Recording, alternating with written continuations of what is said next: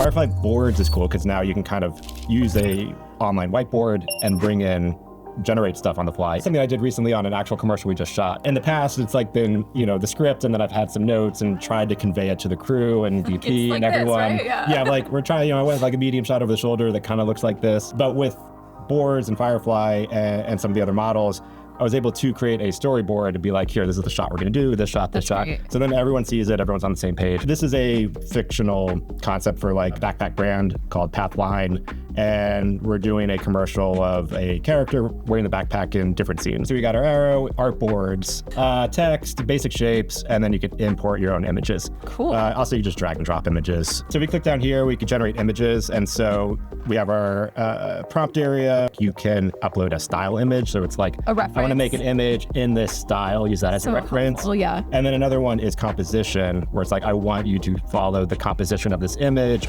Now, the thing about Adobe Firefly models is they're all trained on commercially cleared content. So if you use any of the Firefly models, they are considered commercially safe.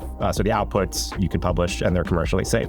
Gemini 2.5, which is also called Nano Banana, which got really popular. Which, how many times have you said Nano Banana on accident? Be honest. I have not said Nano Banana. Wow, okay. Nano Banana was the one that was really good, where like you can give it an image and be like, rotate the camera here and change this. The really cool thing with boards is you can just click this little eyedropper and then click an image on your board and import that into your reference image. I didn't know that. So this is such a huge time saver.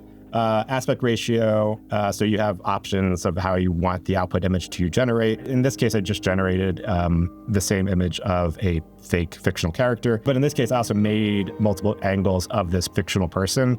Depending on what direction I needed her to face, I would use like this for the front-facing image, I would use this for the side, or this for the back. So yeah, these were the ones I had completed before. So these were sort of a variety of what we just talked about. Sometimes I would just take the image of the character and then say, put this in a subway. And sometimes I would take an image of the character, an image of a subway, and then be like, place this person in the subway. That's cool. You don't have to generate everything with AI. You can use what you have. Okay, so I took my real life photo. Okay. I took this side profile image because I want to have this character walk across the image. Right. So I'm helping the AI by giving it a good angle. There we go. Oh, wow. There she is. Yeah. Wow, yeah. And this one was literally, I just took this image as the input, and then I just said, show me a close-up low angle shot of the woman's face facing left. And so boom, boom, went in, got that angle. Yeah, and then woman in cafe. This one was great too, because I think I also added in the prompt, started with a shot of her in the cafe, and then I said, let's show me the scene from outside the cafe through the window. So cool. And then I was able to get that window glare reflection for the storyboard. And then, pretty much similar process for mountains, character in the mountains, and then just change the angle. So now in this part 2, we're going to take all these images and turn them into videos and do an edit of our commercial. I'm going to load, this is our first frame from our images that we made. This was our real photograph image from outside the office here, composited with our fake actress. Yeah. Same with these. This one came out really nice.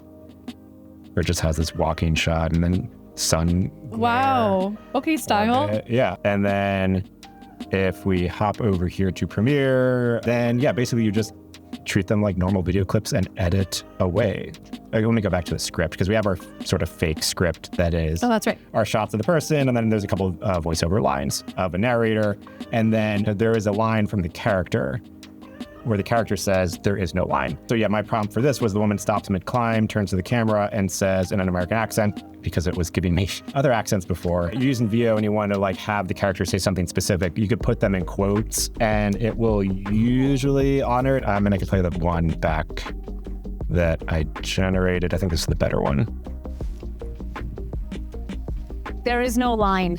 All right, so back to Premiere. I generated the voiceover with the text-to-speech in another program. So we have this temp voiceover, regular music that I brought in. Oh, cool. Yeah, let me just play this. Yeah, let's see it. They'll tell you to pick a lane. Work or play. Look at the detail of that. Weekday or weekend. It's crisp. But some people don't draw lines. They just move. There is no line.